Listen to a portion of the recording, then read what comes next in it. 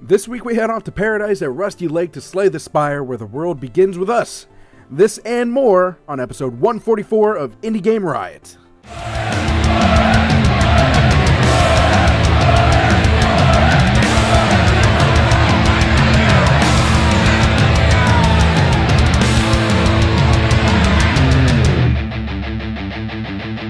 Indie Game Riot!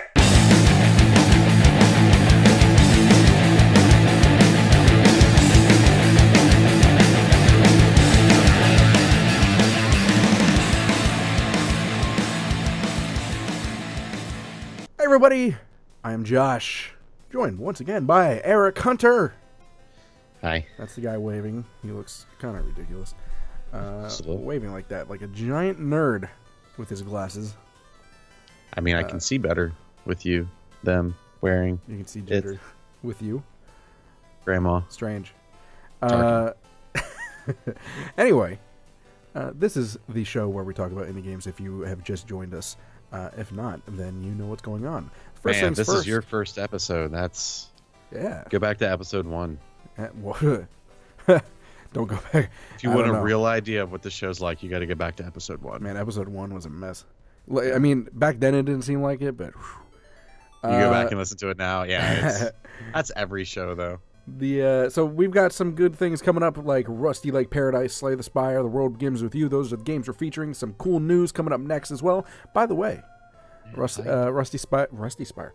Lake Paradise, we actually have a giveaway for those signed into chat. So if you're lurking in the live stream, this is for live streamers, not for you YouTube watchers. Silly YouTube watchers. Yeah, fucking YouTube. Fuck off. Whoa. Not the watchers, YouTube itself. Man, so much hostility in anger. Anyway, we're giving away a copy of Rusty Lake Paradise, compliments of Rusty Lake, the team that made it. So thanks to them. But we'll do that when that comes around. First, how's your week been? Good. Good. Busy with work. School. How is work? Now that you've gotten work your, is. now that you have the new work job is and good. everything. Yeah, work's not too bad. Work's it's good. It's challenging. Like you're regretting it. No, I'm just trying to be ambiguous. Yeah, don't say where you work. That's always a bad idea. Right, that's what I'm trying. I mean, it's a. He's a spy. Right. Yeah, that's why I'm doing this show. This is how I keep up my.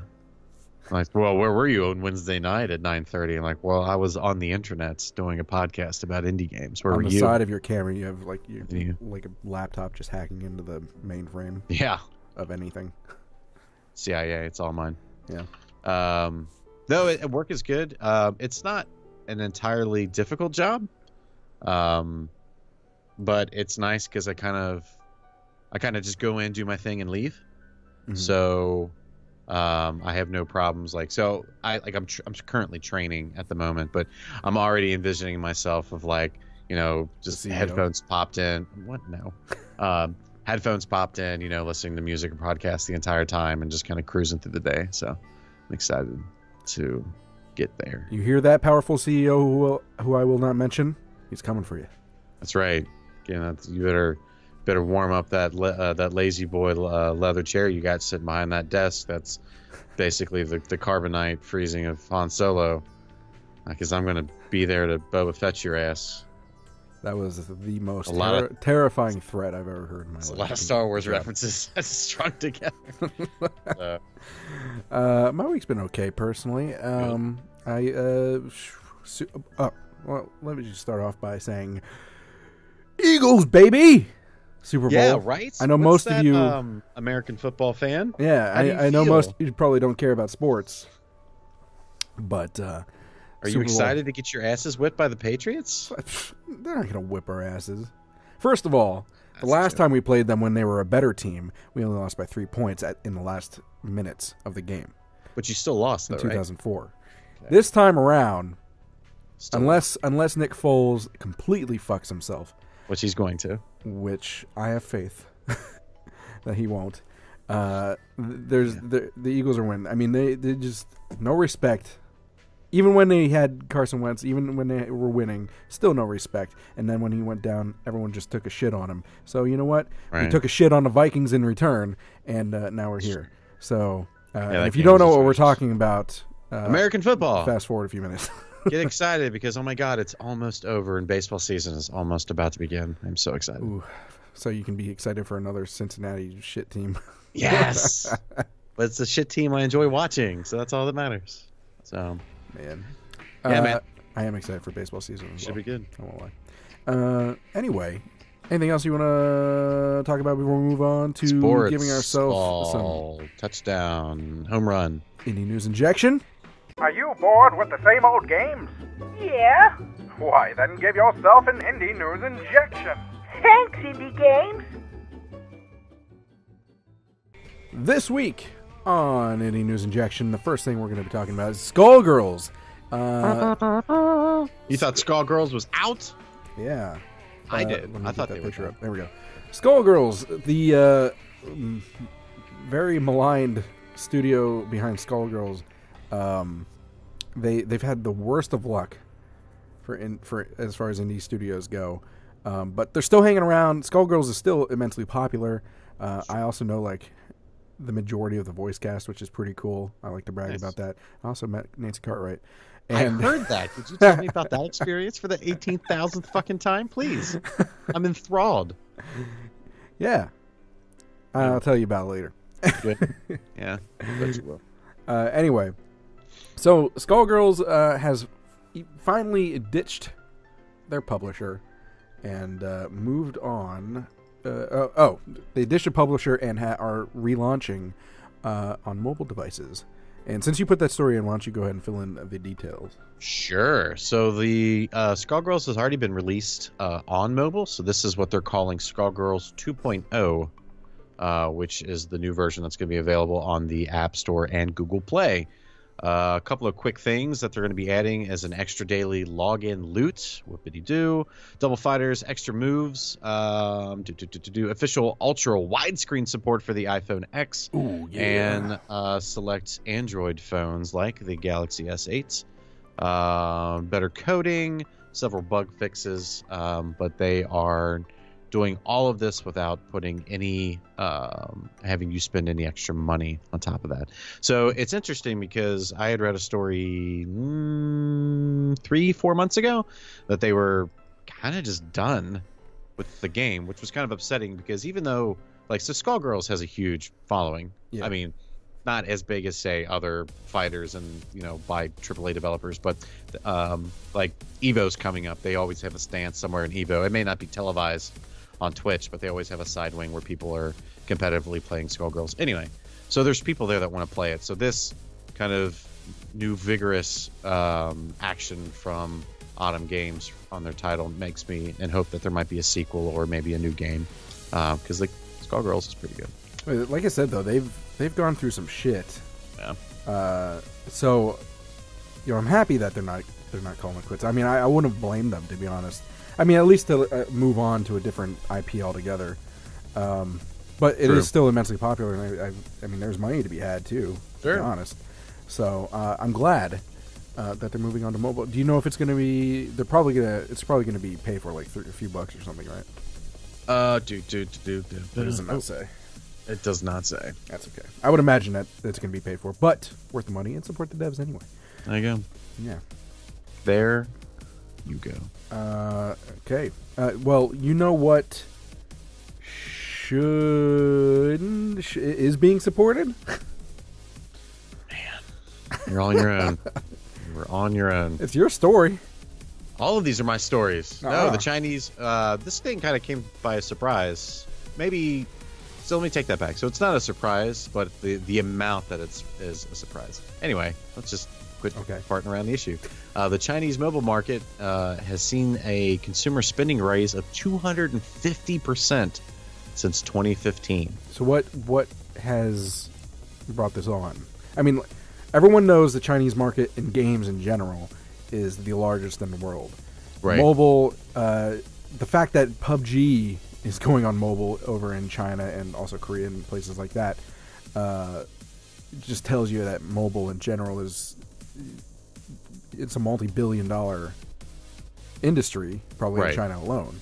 So Yeah. what brought this spike? Let's see. What does it say? I can't remember. So and for those of you who are indie devs working on mobile games, you know who you want to market to be honest. Well, I mean, China in general is just obviously a completely different country than the United States are. Really? It may come as a shock to you, but they do not speak English in China. Actually, a lot of them do. Well, yeah, it's taught as a second language at an early age. Most countries do that. Anyhow, I think one of the more impressive things about is, so obviously they don't have as much money on average as the typical American in terms of household income.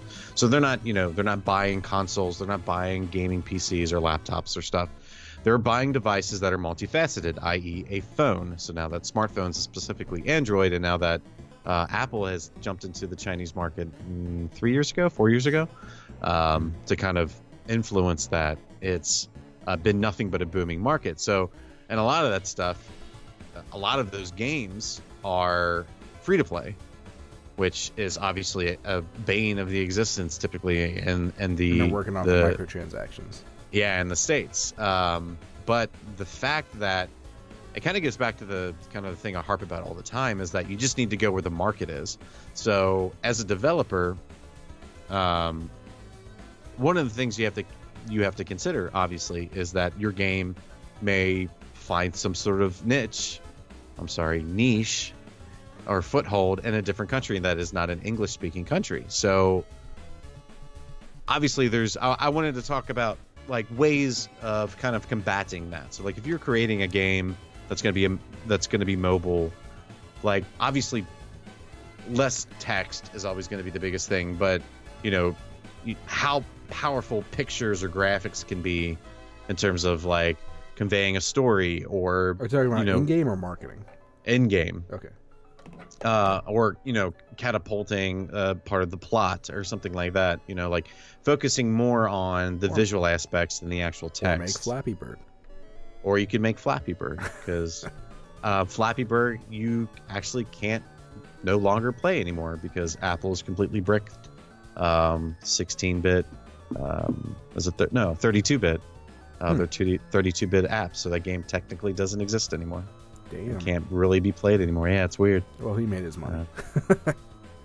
Yeah, for like a week, and then he like farted on Retired. himself, and he's like, I can't take this anymore. So, but no, I think the Chinese market. I think Brazil's another popular one. India, I think, is another where like it's all about mobile, just because of the way that India, like really? just I don't know. I think I want to say it was India. It was. I feel like they don't have much. I know of Brazil's up there. I could see Brazil, but I feel like India doesn't have much of a gaming market in general. Well, no, it's just the mobile aspect. Okay. Like the amount of people who have a mobile device. I wonder where like to, UAE console. is. Like it's such a small country, but people there are insanely rich for the most part. I don't know. And they're into a lot of like technology type stuff. I don't know. Yeah. Well, anyway, Pretty cool. make mobile games if you're looking for some money, indie devs. I guess. There you go. Actually, we've talked about way back. We talked about making some shitty ass app just to sell and make some money for Indie Game Riot. Why not, man? Yeah, I forget what it was, but it was really stupid. But you know what's not stupid? I'm gonna have to just pull up the notes because it's just gonna be one of those things. We're doing global game jams. Yeah, the Global Game Jam is not stupid. It is taking place very soon. If you're looking to get involved, that is the 26th through the 28th. So at the time of this recording, it is 2 days away. Jeez. Global Game Jam is one of the biggest, if not the biggest. I'm not sure if this or Ludum Dare is bigger as far as game jams go, but it's definitely worth getting into if you're looking to start in game dev, or just throw out some experimental ideas, or if you're just looking to kind of have a side project to take a break from whatever you're doing, which is always good to help creative juices flow. And this is their 10th anniversary, I believe, according to them. That's pretty cool. Yeah. Let's see. I'm trying to see what... I know there's like physical places that you can actually go to. Yeah, there we go. Jam sites. Let me get that up here because I'm prepared. So they have a ton. 808. Ton of sites that you can look up. So if you go to globalgamejam.org and then towards the bottom left, they have this little I don't know what you would call it, but a little area says GGJ 2018 info. There's a link that says list of Global Game Jam locations, and you can find a place to physically collaborate with fellow game devs, which is always a good time. If you need some voiceover, I'll do it. Game jams, I'll do it for free. Game jams are free. Well, I don't need paid for game jams. Sure you do. I mean, I'll so take do me, it. So do me a favor. Go ahead and click on the About link at the top. Yeah. Wait for the image to load. Okay. Look in the lower left-hand image. The guy on the left-hand side in the black jacket. Sure. Is he grabbing those guys' dicks? It kind of looks like that. Yeah. Well, that looks like it's in Egypt, and apparently dick grabbing. So they just grab dicks in Egypt. Is a thing in Egypt. I would suggest not to. say. That will probably lead to an arrest if you do that at your local game jam. But yeah, I'm surprised that's their main photo. But whatever. Very nice people otherwise, it looks like. Yeah. So Global Very Game friendly. Jam, get your jam Very on 26th to the 28th, January 2018. A lot of really cool games come out of this too, by the way. It's true. You could make a game jam game and get really popular with that game jam. Expand it into a full game, and there's your indie cred right there. Your goo. Your indie cred. I think World of Goo came out of something like this. I don't know if it was this one or if it was Ludum Dare, but it was like one of the bigger ones. Dare. By the way, we discussed that Ludum Dare thing. Ludum Dare? Ludum Dare? It's officially Ludum Dare. Like, it came from the company itself. Ludum Dare. Oh, there's a company? I used to call it Ludum Dare as well. And then someone was like, I can't believe you call it Ludum Dare. Ludum Dare. I was like, oh, well, sorry. Oh, it's more like Ludadum. Oh, you know what's not Ludadum? Is Rust leaving early access. No, this is dumb. Finally. I guess it depends on how you look at it. Rust leaving early access February 8th. However, they say it is leaving early access, but it's not actually going to be finished. You want to know why? Why, Eric? It'll never be finished. No, this it's game definitely will never be done. I mean, it's always kind be of a like prototype. It's kind of like Minecraft, where there's just constantly going to be. No, updating Minecraft stuff. is done. It is a game. You could slap that bad Well, boy they're on a disc saying and take it they're with saying that it's not going to be done. They're going to continue development. However, they are saying that if that is at the point where if they released it now on Steam, they would be happy with it. So that's what they're doing. you. Yeah, nobody else is going to be happy with it. You want to know why? Because it's not going to be finished. Well, I'm never happy with Rust because I can't stand going in, dying immediately, and having to start over as a naked person. Yeah. So, I mean, there's that. But Ugh. so, if you're a Rust fan, rejoice, and also rejoice that they're not going to just abandon it after its release.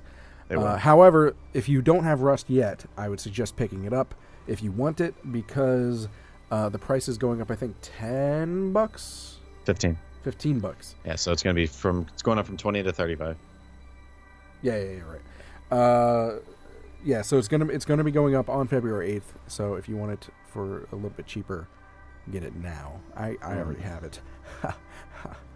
You keep it. It was given to me for free. So God, this press release just makes me want to vomit. Please try not to compare the game to some other finished game or some idealized version you have in your head. Compare the game now to how it was when we entered early access 4 years ago. That's the delta that we feel qualifies us to leave early access. But this is also one of those things that no matter what you do, like this kind of game, no matter what you do, people are going to be pissed. If you stay in early access, they're going to be pissed. If you leave early access, they're going to be pissed. But so the next line says, think of it more like we're leaving prototyping and entering alpha. They did word it very poorly. Yeah, because prototyping to me is like, all right, guys, I got this whiteboard. I got an idea for a game. What do you think? okay, let's make a prototype. Let's just throw some like Mortal Kombat figures in, fighting like Sonic, like a naked Sonic running around, like crafting a boat. Okay, here's the idea. Now we go into alpha. This is fucking hate people. You done? You done ranting? I'm never done ranting. Well, you know who's not done, Eric. The creator of Downwell is not done because he is joining Nintendo. You'd be excited about this since you're a Nintendo guy. I am a Nintendo guy. Oh, you're He's a fanboy? It's going to be a Nindy. That's what they call him. It's a Nindy. So if you don't know what Downwell it is, it's one of those. Was it strictly mobile or is it on Steam as well? I actually can't. So it was released simultaneously on mobile and PC. Okay. Basically, it's the game that you go down a well and you try to not die to various obstacles, to put it short and sweet. So very popular. But after its success, Nintendo's like, hey man, you're a pretty cool indie. How'd you like to be a Nindy? There you go. It's a very fun game. It's fast paced. It's very like action arcade oriented. It's kind of like Spelunky, but going down instead of side to side. I guess kind of. Yeah, there's quite a bit RNG involved. There's some cool combo systems. It's a very Nintendo game, and what I mean by that is the idea of Nintendo when they develop a game, especially when it comes to like their core franchise, they try to find a mechanic first, but they want the mechanic to do more than just a thing. Okay, so take for instance, have you ever played like Mario Sunshine for the GameCube or seen it? Yes. Anything like that? Okay, so the game mechanic in Mario Sunshine, whether you love it or hate it, the mechanic is Flood, which is the little jet water spraying thing. Right. So he does a lot more than just like what you would assume a little water spout would do. You know, like you can use him as a jetpack. You could use him to propel objects from one side of the screen to another. You can use him to clean up like the murk that's been running around. So like Nintendo's very big on like finding one mechanic that you can do multiple things with, and this Downwell is exactly that from the get-go. You know, so like not only. So one of the key things of Downwell is, have we ever talked about this game before? We have not. Okay, so I'm not wasting my time. Good. Sit down, folks. You're in for a treat. So the idea of Downwell is basically trying to fall down, obviously, as quickly as possible to the bottom of the quote-unquote well without touching the sides or stopping. So that is basically the mechanic. How can you get down as fast as you can, but also generate like these combos? So the way that it works is when you land on something, it kills it, but it also generates your health when you hit something and you combo off hitting another thing. The different weapons that you get act differently. So there's like a shotgun blast where it's like a very concentrated spread shot, or there's like a machine gun where it's a little more precise but doesn't propel you up as far as like a shotgun blast does. But the whole idea of those power-ups is that to keep you moving, to keep you from stopping, to keep you comboing. So it is kind of a Nintendo game. Like it's kind of in that Nintendo mindset. So I bet it plays damn well on the Switch. Oh, it's going to be. I can't wait to buy it again for the third time. For those you don't know, the guy's name is Ojiro Fumoto, I think is how you pronounce it, who is from Tokyo and actually went to school for opera singing, so that's a fun fact. Yeah. But ended up developing Downwell, or starting developing Downwell in 2014, and then was a finalist at the IGF Indie Games Festival. Probably, and I think was nominated for a lot of things, if I'm not mistaken. But yeah, he's won a couple of things. And he's apparently Nintendo's also putting together like a team for some kind of a collection, which includes the guy who made Spelunky, Mossmouth. Are you talking about UFO 50 or whatever it is? Yeah. UFO that thing. Yeah, that's gonna be awesome. So apparently he's going to be doing stuff with that as well. So Downwell fans, be happy if you also are a fan of Nintendo. Eric. What? You know what I'm a fan of? No. Well. Starting Riot.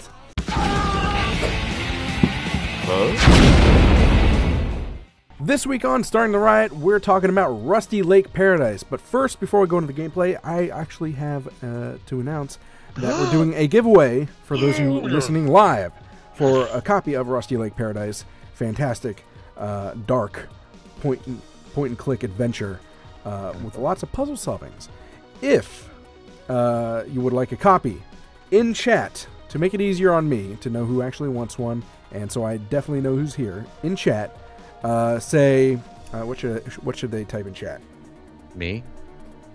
No. Has to be something stupid. We're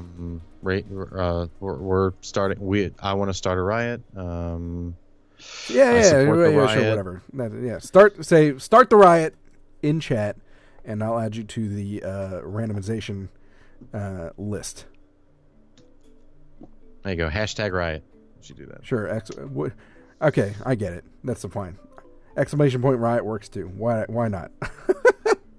There's no actual command for it because we're just not that fancy. But I should do one though. We should do that. Yeah. Anyway, so I will add you to the list, and at the end of the segment, we'll do the giveaway. But now, we'll talk about Rusty Lake Paradise. All right. Do you want to talk about this or me? I mean, it can't be a conversation. It has to only be one-sided with you all the time. Man, you know what? All right, fine. Rusty Lake Paradise by Rusty Lake, aptly named studio, is once again a point-and-click adventure with tons of puzzles in it. And basically, actually, first of all, I should say that Rusty Lake is kind of I don't know if it's necessarily an anthology, but it's a series of stories about Rusty Lake, a town within this specific area. I guess it's like its own universe. And this particular one takes place on this island. You are coming back to your family. I think the name is Jacob of the main character, if I'm not mistaken. Because the family is dealing with the island, their town, their home, is dealing with is it 10 plagues? 10 biblical plagues? No, it's not that many. I think it's like 7. No, I think it's 10. Is it 10? I played through the entire thing today and beat it. Oh, wow. I'm pretty sure it was 10. You got farther than I did then. Yeah. So it's really dark, I will say that. It's listed as a horror, but sure. There's horror aspects to this. Yeah, there's disturbing elements to it. It's not like horror like in jump scare. It's just kind of creepy. It's very macabre. If you get that phrase, if you understand that phrase. Yeah, the story in itself they take away from like Twilight series and Hitchcock and that sort of stuff. But the feeling of it kind of reminds me not as weird as Salad Fingers, but it's kind of like that same kind of hot topicness. That's the total feel that I got when I started playing this. Is like this is a very Newgrounds Flash game that I would have spent time playing, where Salad Fingers made its debut on Newgrounds. So, yeah, like I would throw it in that vein for sure. Okay, so. You're going through the biblical plagues, and you start off with the blood and the water, and you go through the whole thing. And every time you finish that chapter, it takes that plague away, and it moves on to the next one, finally ending with the firstborn child. Without giving away the ending. Spoilers. Well, I mean, that's kind of the thing if you ever know the Bible, the Old Testament. But I won't tell you what actually happens at the end of it, but that's how it goes. It is a very, it's point and click, but the puzzles are probably more central than the point and clickness of it. Yeah. I think if I had one complaint about the game, is that some of the puzzles are kind of obtuse. Yes. There's very little signposting in this game. Yeah, I mean, I appreciate the fact that they don't hold your hand, and actually for like the first half of the game, I never really got stuck. I mean, I was like, okay, what do I do here? And then I figured it out, and then I felt good about myself. Mm-hmm. But there were a few puzzles where I was just like, what the fuck? Like, so I think I can guess which ones. All right, which puzzle did you get stuck on? So I haven't made it that far. Like I just beat which one did I just beat? Nuts. I can't remember which one I just beat. But there's 2. So the first one was the beehive. Okay, that one was easy. See, I couldn't figure it out because I thought it was, I don't know. And then the cow puzzle. The cow was definitely. I had more trouble with the goat. The goat wasn't that bad. I mean, it's the same concept. Well, no, because the goat you're drawing lines. Right. So the cow. So the thing is with some of the puzzles, I mean, they don't. There's not a whole lot of hand holding, which is fine. But there's some of it's like designed to be like, I don't know. I feel like it's almost designed to be blunt forced through. Correct. Yep. And I didn't really appreciate, and mixed with the obtuseness of it. But for the most part, when I finally figured it out, I felt really good about it. Like, I felt good about myself for figuring it out without, any kind of help or whatever. I got frustrated a couple times, but it's never been to the point where there's like a couple games where I got frustrated to the point where I'm like, fuck this. Right. I was able to eventually get through it. There's a puzzle that you haven't gotten to yet that has to do with the hail part of the biblical plagues. Okay. And basically you have to make hail rain from the sky using a thing, and it doesn't explain that really. It just, like, I found like it happening, but I thought it was just like a cool like setting, like oh, look what you can do. It's just kind of fun to do or whatever. I didn't know it was actually a mechanic. Yeah, so because it took a long time to figure it out. There's a couple of achievements through Steam that is like you feel like it's a part of the game, but it's not. It's just a weird achievement. Do you know what I mean? Yeah. Like, did you find the wild boar running through? Yes. Yeah, there were a couple things like that, and there's later on there's like these butterflies that you can click on, and multiple things. There's like hidden signs too that I think you can click on. The spirit that shows up, like those kinds of things. Like there's like 50 achievements, by the way, if you're an achievement hunter. Is there really? Holy shit. Yeah. This is a good game for achievement hunting if you're into that. And yes, that was a leech that you pulled from her nose in the beginning. That is a leech. That got me too. I was like, what the fuck? What kind of game is this? It definitely reminds me of some of those old classic Newgrounds point and click games that with were kind of artwork like, and But it's very well done. Like, it's only $5, by the way, I think, on Steam. Definitely worth the $5 in my opinion. So, I'm trying to think if there was $3.99. Another thing I want to really point out. The artwork, yeah, you're right about the artwork. Like, it's kind of, it's just that old school Flash style. I wonder if they made it in Flash. Oh man, I have no idea. Places don't really run Flash anymore, but no, but there's still sites that are still dedicated to Flash gaming. I mean, Newgrounds is still a dedicated Flash game site. I guess that's true. I don't know. There's something about this game that I think it's just because of.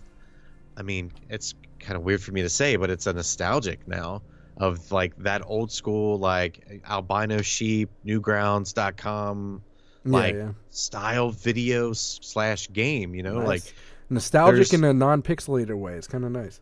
Yeah, it has a very specific aesthetic, you know, like it even does like there's parts where the dialogue is like kind of like distorted and corrupted in the exact same way you would expect it to be distorted and corrupted if you were playing like an old school Flash game like in the early 2000s. Yeah.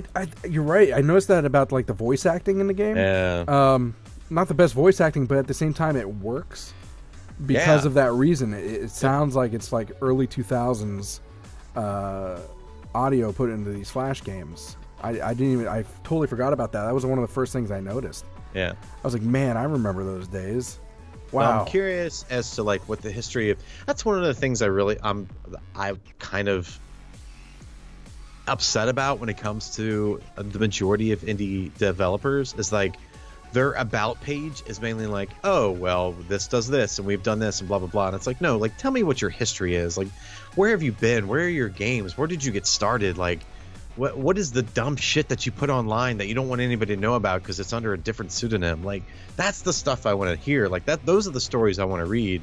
Because something like this, like, I can guarantee that one of these developers was, like, knee-deep in Newgrounds and albino sheep. Albinoblacksheep.com, like back in the day, and they were just like, oh, look at all these dumb, stupid, like terrible dress-up games that I made, or blah blah blah. But it's like, okay, are you ashamed of that? Sure, but I mean it's created who you are. Like, this is how you learn. Before I went professional with voice acting, there were a couple of years where I was like fucking professional. When I had like that shitty desk Logitech like long microphone, and I was just trying to get, just doing whatever.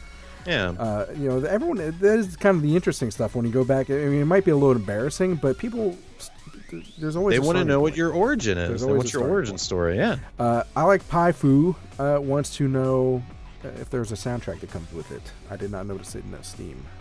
I never actually visited their Steam page, just their website, so I'm not sure.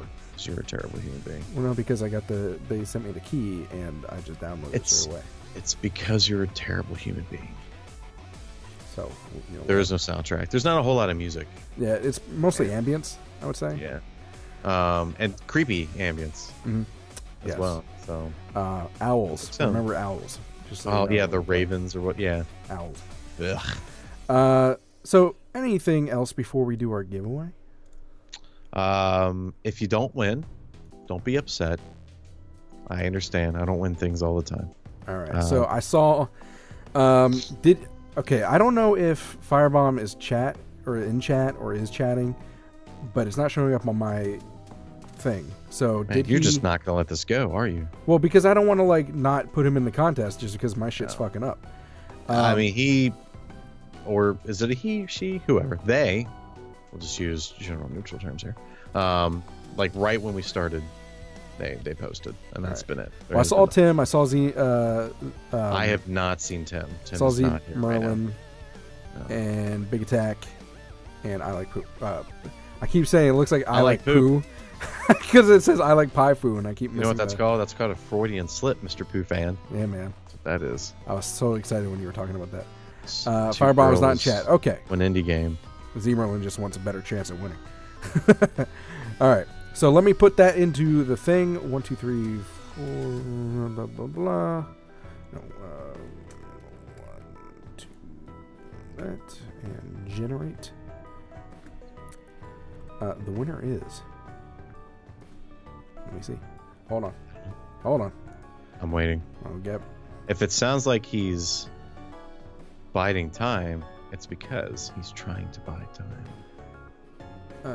The winner is I Like Pai Fu. There you go. Congratulations. I Like Pai Fu 2 in chat. If those of you listening to the recorded version would like to participate in this sort of thing, make sure to stop by our live stream every Wednesday, 9:30 p.m. Eastern Standard Time.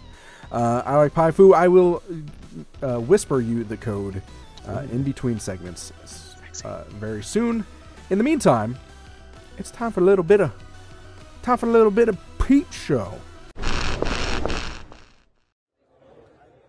Please give all your attention to Early Access.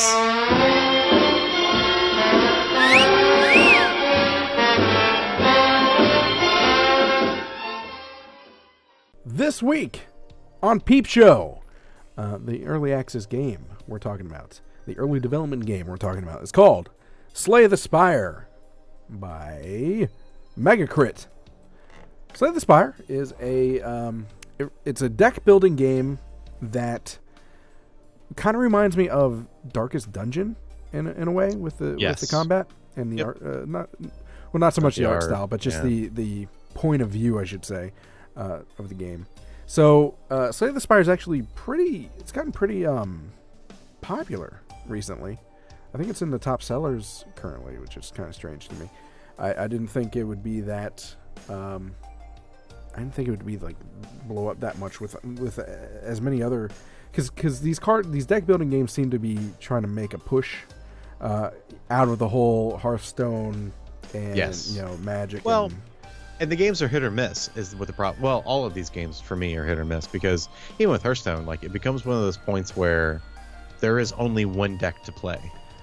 I think for me, it really depends. I mean, obviously you have to execute well what you're trying to do, but the ones that seem to, out of the indie scene anyway, the ones that seem to do well are the ones that take unique mechanics such as Slay the Spire or less recently Hand of Fate and Hand of Fate 2, where you're adding these different mechanics in, such as like dungeon crawling or these RPG elements to it. Even some hack and slash in Hand of Fate, which awesome games, by the way. Slay the Spire is less Hand of Fate with those ton of different mechanics mixed in, but a really solid deck building with strategy and turn-based combat using the deck that you've built for yourself.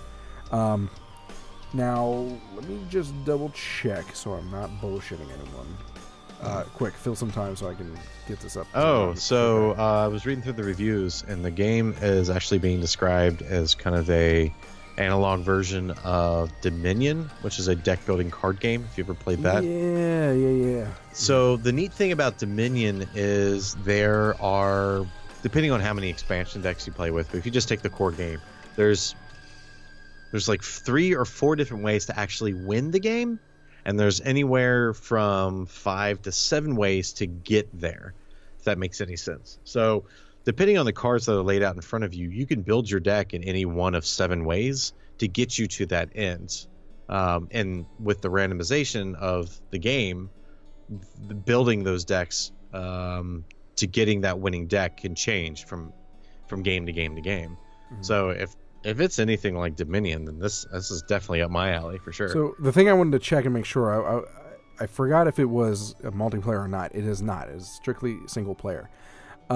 So I mentioned comparing it to Darkest Dungeon before, and it's very much in that way of the roguelike aspect where you build your deck, you get as far as you can, and you die, and then but with the unlocks and the upgrades and everything that you got for your deck to push farther the next time. There's also some kind of cool things too where you can I think throughout the gameplay, I believe you can rest at like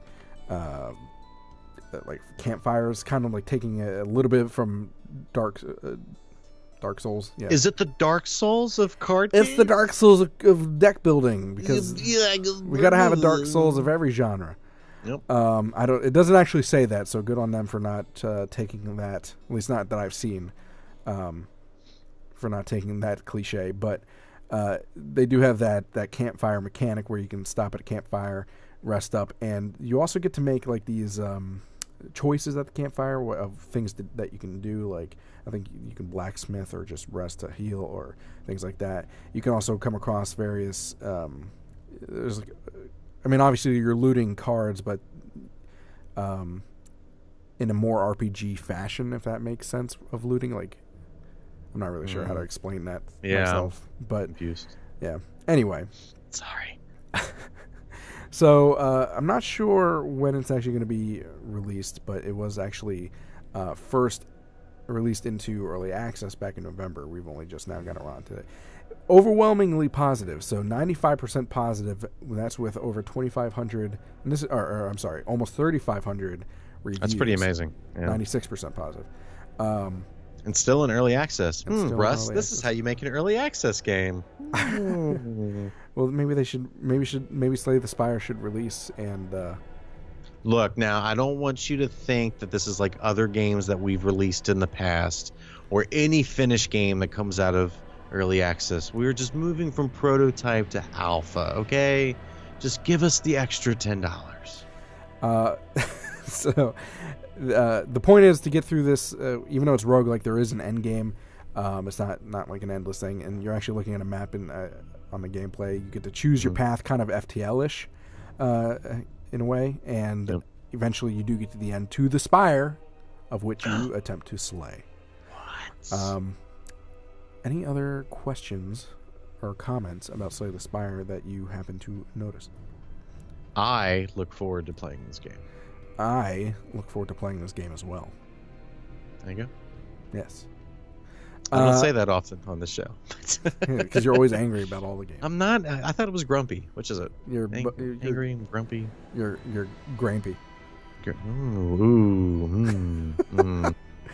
Anyway, well, you know what will make you not grumpy? Free fun. Free fun. This week on Free Fun, We mentioned earlier about how all the cool games that can come out of game jams. Well, here it is. The World Begins With You, coming out of the wonderful World Jam 6 out of December 2017. The World Begins With You is what would you call this? Just like a kind of a platformer adventure game? It's very, I don't even know if you would call it a platformer necessarily. It's more of a adventure game. Exploration game. It reminds me very much of Journey. Okay, I would give you that. I was thinking like, not Limbo. What's the one that came after Limbo? Inside? Yes. I don't know It has an inside feel to me. Not me. Oh, well, that's why nobody likes you. So, for those who may not know, the Wizard Jam happens once a year around December time. It's held by a podcasting network called IdleThumbs.com. Idle Thumbs is developed of a couple of members, the majority of them being part of the developer Campo Santos, which created Firewatch and is working on some sort of Egyptian game thing that they announced not too long ago. The game. In the news? Do I know? You didn't put that in the news. But what in the news? Whatever the Campo Santos working on. Oh, that was like announced like 6 months ago. Where you been, bitch? One of the neat little quirks about this game jam is the games have to be titled and based off of the podcast episode titles of the entire network. So they have a ton of shows. So like Indie or Idle Thumbs is kind of like their monthly gaming show. They have a show called If Important and True. One based on some sort of card game net something or other. Designer Notes, where the guy, a developer, interviews other developers about like their past history and how they became developers. See, that's what I want to do with Indie Game Riot if we ever get the funding, is have a network of podcasts. I mean, we're kind of doing it with Indie Fireside now, but I've always wanted to do like a board game version of this and some other things. But anyway, go ahead. Yeah, so it's... So the whole idea is basically just they're very good at creating episode titles for their podcasts. So this just happened to be one of them. This is, I think, the one. There's usually like one or two that comes out of this Wizard Jam that kind of like reached Kotaku and Polygon, but this one kind of catapulted big time. So very cool. I gotta say, I like Pi mentioned that it kind of looks like Human Fall Flat, which I can kind of see. It's still the minimalist low poly thing kind of still reminds me a little bit bulbous of Journey. orbs everywhere. But I'm really impressed with how beautiful it looks, being that it's a game jam game and it's free. I think it's definitely more of an exploration game with some light puzzles, but really it's just eye candy for me. Yep, love it.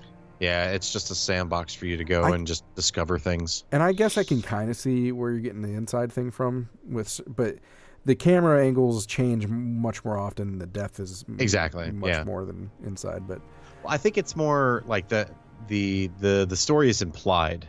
It's like it is with inside, where you have an idea of what's going on, but you're also just making that you're inferring of what's like how the characters are feeling. Yeah, maybe that's where I kind of got that from. Because like to me, it's like. So like it's fairly basic for the most part. So like in my mind, I'm creating the story of what's going on here. That makes sense. Yeah.